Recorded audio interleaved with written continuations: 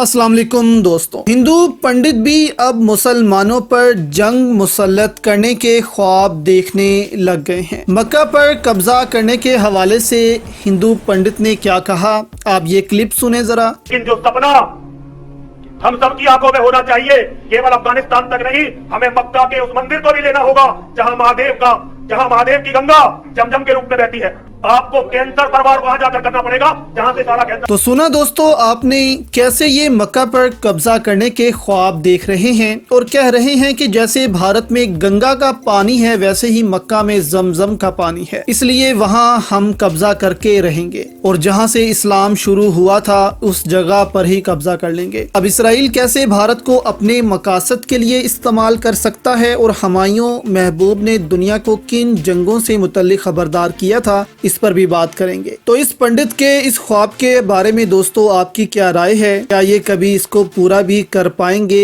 या कभी की तरफ बढ़ भी पाएंगे? आपकी इस पर क्या राय है, हमें नीचे कमेंट्स में जरूर बताइएगा। अब इसराइल से कैसे मदद मांग रहा है ये पंडित मुसलमानों के खिलाफ, आप इसका ये क्लिप भी सुने जरा। शिव शक्ति धर्मदासना से मैं महामंडलेश्वर यति नरसिंहानंद गिरी और मेरे साथ है मेरे शिष्यगण। आज हम इजराइल से एक अनुरोध करना चाहते हैं, इजराइल के धार्मिक नेताओं से भी और इजराइल के नेताओं से भी। हम इजराइल के नेताओं से कहना चाहते हैं कि वो हमें इजराइल में बसने की सुविधा दें। हमारी धार्मिक आस्थाओं और धार्मिक मान्यताओं के साथ हमें इजराइल में बसने की सुविधा दें, क्योंकि जिस बीमारी से वो लड़ रहे हैं, मानवता के जिस कैंसर से वो लड़ रहे हैं, हम पिछले 1400 सालों से उस कैंसर के पीड़ित हैं।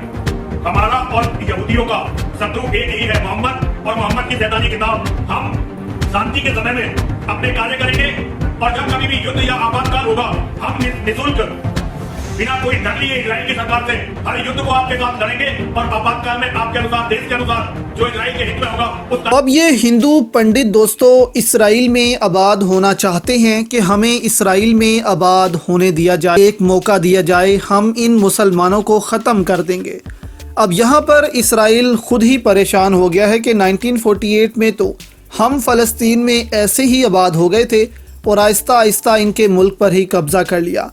अब हिंदू पंडित हमसे ऐसे मुतालबे कर रहे हैं तो कहीं ऐसा ना हो कि ये ही हमारे मुल्क पर कब्जा करके बैठ। और दोस्तों ये अंदर से एक दूसरे के ही खिलाफ होते हैं, जो ये यहूदी हो गए, ईसाई हो गए, फिर हिंदू हो गए। ऊपर से तो हमें लग रहा होता है कि इनमें बहुत बड़ा इत्तेहाद है, लेकिन अंदर से ये एक दूसरे पर ही शक करते हैं कि कहीं ये हमें तो इस्तेमाल नहीं कर रहा, कहीं हम इसके हाथों तो इस्तेमाल नहीं हो रहे।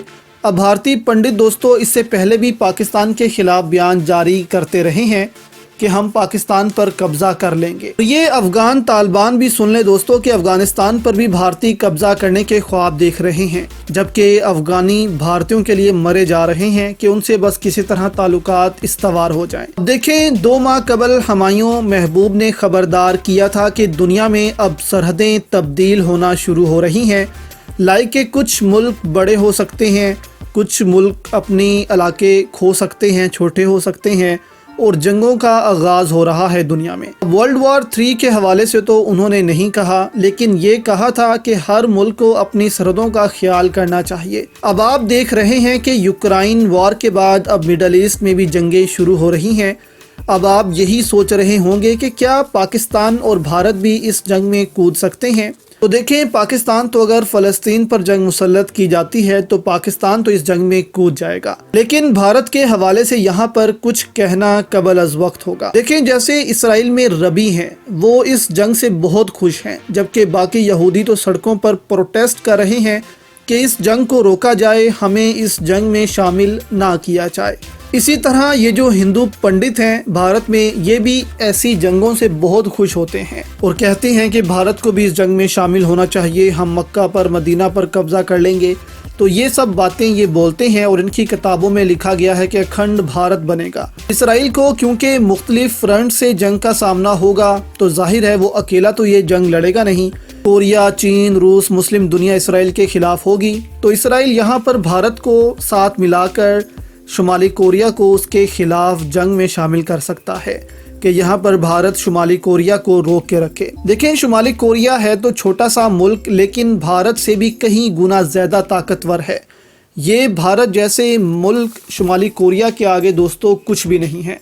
اب اگر تو مسلم ممالک کے خلاف جنگ کے طور پر شامل ہونا پڑا تو پھر تو بھارت اس جنگ میں شامل ہو سکتا ہے، لیکن اگر صرف اسرائیل کی خاطر اس کو جنگ لڑنی پڑے تو پھر بھارت نہیں لڑے گا، بلکہ اسرائیل سے کنارہ کشی ہی اختیار کرے گا۔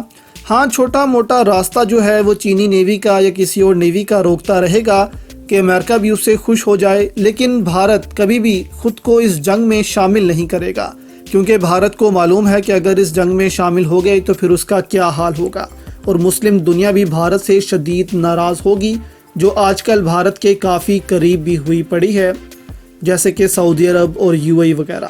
تو یہاں پر بھارت سب سے پہلے اپنے مفادات کو دیکھے گا، اس کے بعد فیصلہ کرے گا کہ اس کو کیا کرنا ہے۔